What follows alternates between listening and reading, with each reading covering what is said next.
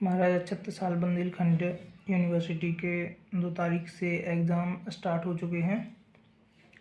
तो जिनका भी भूगोल विषय मेजर रहा हो और ग्रुप बी है तो उसका जो पाठ्यक्रम है या विषय वस्तु है वो मार्केट में उपलब्ध नहीं है, और या उपलब्ध है तो बहुत ही कम मात्रा में उपलब्ध है और इसके रिसोर्सेज भी पर्याप्त नहीं हैं। और इसी को ध्यान में रखते हुए हमने आपके लिए ये वीडियो बनाई है, जो आपके पर्यावरण और संसाधन प्रबंधन का जो प्रथम पेपर होने वाला है आपका, उसी के पाठ्यक्रम पर आधारित है। और इसमें आप देख सकते हैं कि आपके जो टॉपिक भी दिए गए हैं, पर्यावरण एवं पारिस्थितिकी, पर्यावरण अवनयन एवं मानव जीवन, आप इस सिलेबस से भी मैच कर सकते हैं। और हम आपको पेपर जो भूगोल का मेजर का पेपर प्रथम और पेपर द्वितीय दोनों की तैयारी करवाने वाले हैं। तो आप देख सकते हैं इसमें जो पर्यावरण संसाधन प्रबंधन जो इसका प्रथम पेपर है, इसके जो इकाई 1 में इतने प्रश्न दिए गए हैं, दूसरी इकाई में इतने प्रश्न दिए गए हैं, और इसी प्रकार से प्रश्नों का इसमें संग्रह है। और हम ये दूसरी इकाई है नगरीय भूगोल, दूसरा पेपर है नगरीय भूगोल का, तो इसके बारे में भी चर्चा करेंगे। इसमें कई सारे प्रश्न दिए गए हैं, जैसे नगरीय भूगोल क्या है, इसकी प्रकृति समझाइए, और नगरीय भूगोल के विषय क्षेत्र पर निबंध लिखिए। इस प्रकार से प्रश्नों का संग्रह है इसमें। और ये आपको बहुत ही दिक्कत आती है ढूंढने में गूगल वगैरह पर, और इसकी 20 सीरीज वगैरह भी उतनी मार्केट में उपलब्ध नहीं है। मैं आपको इसका कंटेंट उपलब्ध करा रहा हूँ और इसके मैं क्वेश्चनों का एनालिसिस भी करा रहा हूँ, तो आप देख सकते हैं। और यहाँ पे मैं पहला क्वेश्चन है अपना, पर्यावरण से क्या आशय है, पर्यावरण की परिभाषा और प्रकृति का उल्लेख कीजिए, पर्यावरण की परिभाषा देते हुए इसकी विशेषताएं बताइए। तो यहाँ पर उन्होंने मुख्य रूप से पर्यावरण की परिभाषा और उसकी विशेषताएं पूछी हैं।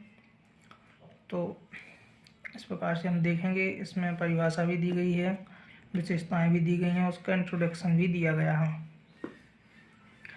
तो पर्यावरण की परिभाषा है, पर्यावरण का अर्थ है चारों ओर ऊपर नीचे का आवरण या भौतिक और सामाजिक परिवेश। इसके अंतर्गत पृथ्वी, आकाश, जल, अग्नि और वायु, यह 5 महातत्व सम्मिलित हैं। आपने ये सब चीज़ें पहले भी पढ़ी हुई होगी। और इस प्रकार से हम यहाँ इस टॉपिक को छोड़कर, इस इंट्रोडक्शन को छोड़कर सीधे इस पर आते हैं। इस पर हम पॉइंट पे बात करेंगे, मुख्य बिंदुओं को ध्यान में रखकर बात करेंगे, जिससे आपका एक छोटा सा मतलब कंटेंट तैयार हो सके और आप उस अच्छे से पेपर में लिख सकें। जैसे इसमें लिखा है सीधा, पर्यावरण का निर्माण परि प्लस आवरण 2 शब्दों के योग से हुआ है। परि का अर्थ है चारों तरफ और आवरण का अर्थ है ढका हुआ। इस प्रकार पर्यावरण शब्द का अर्थ है चारों तरफ ढकने वाला। अंग्रेजी में पर्यावरण एनवायरनमेंट कहते हैं, और यह शब्द 2 शब्दों से मिलकर बना है। एक तो एनविरॉन, इसका अर्थ है घेरना, और मेंट का अर्थ होता है चारों ओर से। इस प्रकार एनवायरनमेंट का अर्थ होता है चारों ओर से घेरना। अतः स्पष्ट है कि पर्यावरण हमारे आसपास का ऐसा घेरा है जो प्राणी मात्र के जीवन को प्रभावित करता है। पर्यावरण की परिभाषा भी है, जिसमें international encyclopedia of social sciences के अनुसार भी परिभाषा दी गई है, डगलस और हॉलैंड के अनुसार भी परिभाषा दी गई है, और जे.एस. बॉस ने भी इसकी परिभाषा दी है। तो आपको ये जो नाम दिए गए हैं, नाम कोट करना बहुत ही ज़रूरी है, क्योंकि इस प्रकार यदि आप परिभाषा लिखते हैं तो आप अच्छा स्कोर करेंगे पेपर में। और इस प्रकार से परिभाषा लिखेंगे तो कुछ नहीं होगा। ये परिभाषा नहीं है, उसका इंट्रोडक्शन है, उसके बारे में थोड़ा हमें पहले ये बताना है, फिर उसकी परिभाषा देनी है, फिर उसकी विशेषताएं लिखना है। तो उसकी जो international encyclopedia of social sciences के अनुसार जो परिभाषा दी गई है वो इस प्रकार है कि पर्यावरण को जीवन और एक सावयव मतलब जीव, पर्यावरण को जीवन और एक जीव के विकास को प्रभावित करने वाली सभी वायुदशाओं प्रभावों की समग्रता के रूप में परिभाषित किया जाता है।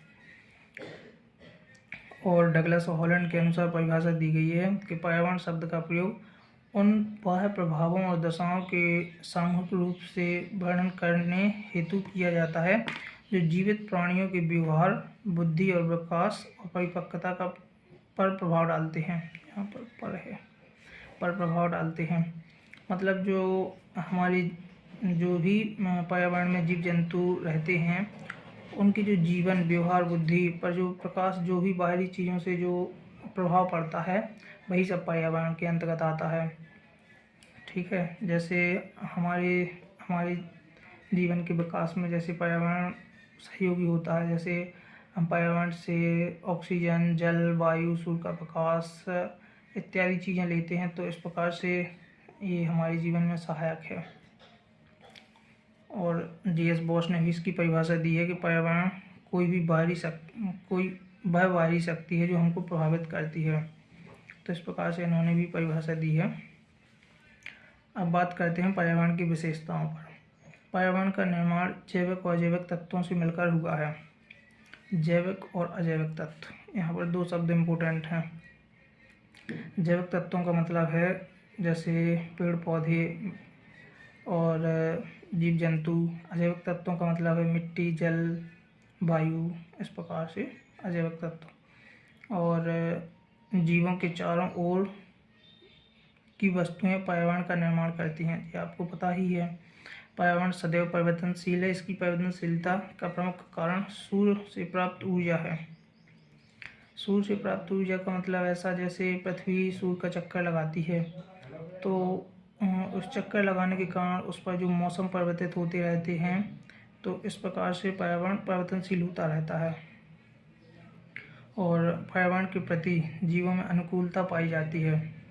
पता ही है आपको, जैसे हम जैसे भी पर्यावरण में रहते हैं उसके अनुसार स्वयं को ढाल लेते हैं। जैसे ऊँट रेगिस्तान में रहता है तो वह रेगिस्तान के अनुसार स्वयं को ढाल लेता है। और पर्यावरण स्वपोषण और स्वनियंत्रण पर आधारित है। यानी मतलब ये स्वयं को संतुलित करके चलती है पृथ्वी। जैसे आपने खाद्य श्रृंखला के बारे में सुना होगा। खाद्य श्रृंखला जैसे मेढक ने कीट पतंगों को खाया और मेढक को सांप खा जाता है, सांप को चील खा जाती है। तो जिस प्रकार से ये खाद्य श्रृंखला संतुलित होती है उसी प्रकार से पर्यावरण स्वयं को संतुलित करता है। अब नेक्स्ट पॉइंट है, पर्यावरण के अंतर्गत विशिष्ट भौतिक क्रियाएं कार्यरत होती हैं। जैसे वर्षा हो रही, तापमान गिर रहा, घट रहा, बढ़ रहा। इस प्रकार से पर्यावरणिक पार्थिविकता के साथ क्षेत्रीय विविधता भी परिलक्षित होती है। पर्यावरण में पार्थिविकता के साथ क्षेत्रीय विविधता भी परिलक्षित होती है। मतलब पार्थिविकता का मतलब यहाँ पर ऐसा है कि जैसे कोई भी सिस्टम है तो उसके सारे जो विषय हैं वो एक साथ होते हैं। पार्थिविकता का मतलब है कि सभी विषय एक साथ होते हैं और किसी एक विषय पर प्रभाव पड़ने से वो उन सारे विषय पर इफेक्ट होता है। जैसे यदि यदि वनों को काट देते हैं तो उससे जलवायु भी प्रभावित होती है और वर्षा भी प्रभावित होती है, प्रदूषण और तापमान भी बढ़ जाता है। तो इस प्रकार से यह क्षेत्रीय विविधता भी परिलक्षित होती है। यदि किसी एक चीज़ पर इफेक्ट पड़ता है तो वो सारी चीज़ों को इफेक्ट करती है। पर्यावरण में जैव जगत का निवास पाया जाता है, पता ही है आपको। और पर्यावरण के जीवों में परस्पर सहवास अनिवार्य लक्षण है। जैसे हम एक दूसरे पर आश्रित होते हैं, इसको ऐसे समझ सकते हैं। जैसे हम पेड़ों पर आश्रित हैं, किस लिए? भोजन के लिए भी आश्रित हैं, ऑक्सीजन के लिए भी आश्रित हैं और भी अन्य कई कारण हैं। इस प्रकार से हम एक दूसरे पर आश्रित रहते हैं। और इसका अगला 10वीं विशेषता है, पर्यावरण में संसाधनों का भंडार है। संसाधनों का भंडार तो है ही, आपको पता ही है। और पर्यावरण का प्रभाव दृश्य और अदृश्य दोनों रूपों में परिलक्षित होता है। दृश्य और अदृश्य। दृश्य का मतलब है जो कुछ प्रभाव ऐसे हैं जो हमें दिख जाते हैं, और अदृश्य कुछ प्रभाव ऐसे हैं जो हमें नहीं दिखते हैं। जैसे प्रदूषण दिख जाता है, वहीं यदि गैसों का स्तर कम या अधिक होता है तो हम उसे नहीं देख पाते हैं। इस प्रकार से पर्यावरण की प्रकृति उसके क्षेत्र की विविधता और परिवर्तनशीलता पर बल देती है। पर्यावरण की प्रकृति, उसकी क्षेत्र की विविधता, या जैसे रेगिस्तान क्षेत्र है और लद्दाख का क्षेत्र है, तो जैसे ही वहाँ के क्षेत्र होंगे वह उसी प्रकार से उनकी परिवर्तनशीलता भी बनी रहती है।